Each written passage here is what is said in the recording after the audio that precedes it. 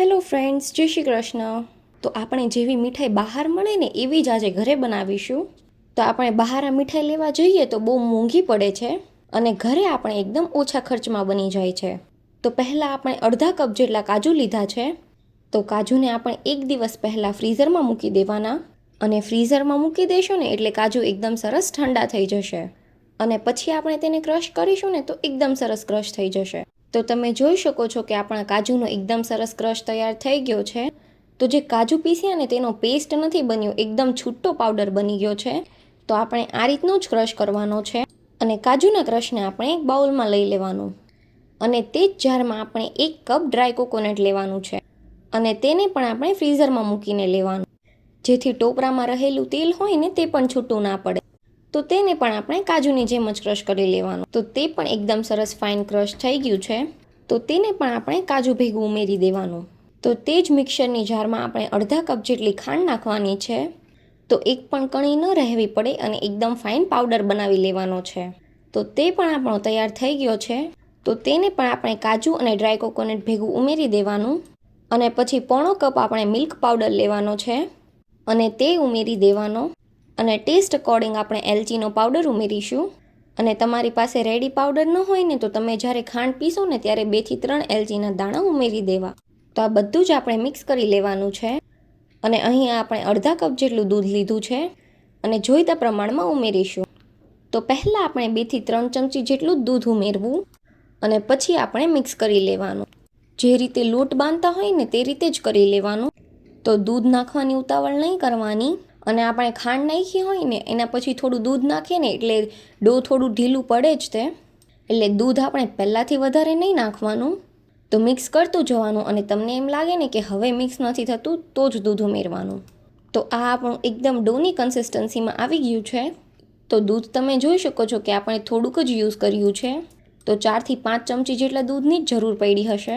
તો આ આપણું મીઠાઈનું બેઝ તૈયાર થઈ ગયું છે. તો તેમાંથી આપણે 3 ભાગ કરી લેવાના છે. તો આપણા જે બેઝની કન્સિસ્ટન્સી છે તે આપણે આવી જ રાખવાની છે, બહુ ઢીલું કે કઠણ નથી રાખવાનું. અને જો અગર તમારાથી ડો થોડું ઢીલું થઈ જાય તો તેમાં થોડું ગ્રેટેડ કોકોનટ અને કાજુનો થોડો પાવડર ઉમેરી દેવો. તો ત્રણેય પાર્ટમાં આપણે અલગ અલગ ફૂડ કલર ઉમેરવાનો છે. તો અહીંયા અમે 3 કલર લીધો છે, ગ્રીન, ઓરેન્જ અને પિંક.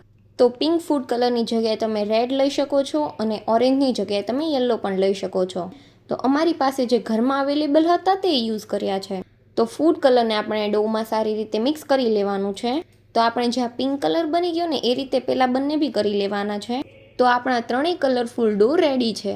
તો ત્રણેયમાંથી આપણે એક સરખા લુઆ બનાવી લેવાના છે.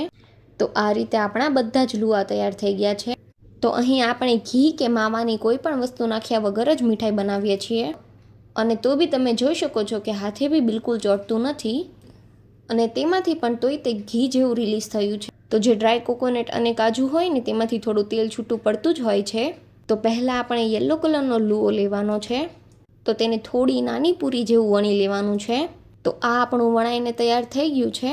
તો જે આપણે પિંક બોલ બનાવ્યો છે ને તેને આપણે વચ્ચે મૂકી દેવાનો છે અને જે આપણે યલો પૂરી જેવું બનાવ્યું છે ને તેનાથી પિંક બોલ આખું કવર કરી લેવાનું છે. તો તેને એકદમ રાઉન્ડ શેપ આપી અને મીઠાઈ બનાવી લેવાની. તો જે રીતે આપણે યલો કલરની પૂરી બનાવી ને એ રીતે આપણે ગ્રીન કલરની બી પૂરી બનાવી લેવાની છે અને તેમાં વચ્ચે યલો બોલ મૂકી અને તેને આપણે કવર કરી લેવાનું. તો આપણે જે પિંક બોલ યલોથી કોટ કરીને રાખ્યો હતો ને તો તે જ યલો બોલ આપણે આ ગ્રીન પૂરીની વચ્ચે મૂકી દેવાનો છે અને પછી જે યલો બોલ છે તેને આપણે ગ્રીન બેઝથી કવર કરી લેવાનો છે. તો આપણે આ 3 લેયરની મીઠાઈ બનાવી છે. પહેલાં પિંક, પછી તેને યલોથી કવર કર્યું અને યલોને આપણે ગ્રીનથી કવર કરવાનું છે. તો બધી જ મીઠાઈ આપણે આ રીતે જ બનાવી લેવાની છે. તો જુઓ, બધી જ મીઠાઈ આપણી એ રીતે જ બનીને તૈયાર થઈ ગઈ છે. તો અમે અહીંયા આ રીતનું સિલ્વર વરખ લીધું છે અને આ સિલ્વર વરખને આપણે બોલ્સ પર કવર કરી દેવાનું છે. તો જે આપણું વરખ હોય ને તેના પર આપણે બોલ્સ મૂકી દેવાનું અને આ રીતે આખું વરખ બોલ સાથે સ્ટીક કરશો ને એટલે બોલ પર ચોંટી જ જશે. તો આ આપણી મીઠાઈ વરખ લગાવીને તૈયાર થઈ ગઈ છે. તો બધી જ મીઠાઈને આપણે આ રીતે જ વરખ લગાવી લેવાનું છે અને અગર તમારી પાસે આ ચાંદીનું વરખ ન હોય તો તમે કાજુ, બદામ, પિસ્તા એનાથી ગાર્નિશ પણ કરી શકો છો અને ફ્રીજમાં તેને થોડી વાર ઠંડુ કરી અને પછી કટ કરશો ને તો એકદમ સારી રીતે કટ થશે. તો અમે અત્યારે ફ્રીજમાં નહોતું મૂક્યું તો ડાયરેક્ટ જ અમે તમને કટ કરીને બતાવીએ છીએ. તો મીઠાઈને આપણે આ રીતે શેપ આપી દેવાનો છે.